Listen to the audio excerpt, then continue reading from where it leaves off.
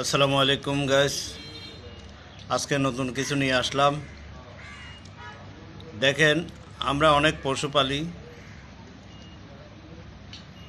পশুরা বেইমানি করে না, মানুষ বেইমানি করে, মানুষ স্বার্থপর।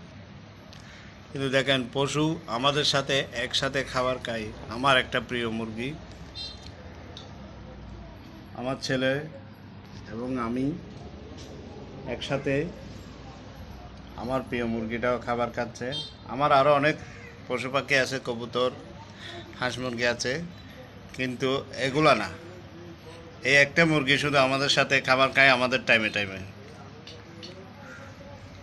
সারাদিন আমাদের অপেক্ষায় করে যে আমরা কখন খাবার খাইতে আসি, তখনই খাবার খাই। আমরা যে প্লেটে খাই তাকেও একই প্লেটে আমরা খাবার দিই।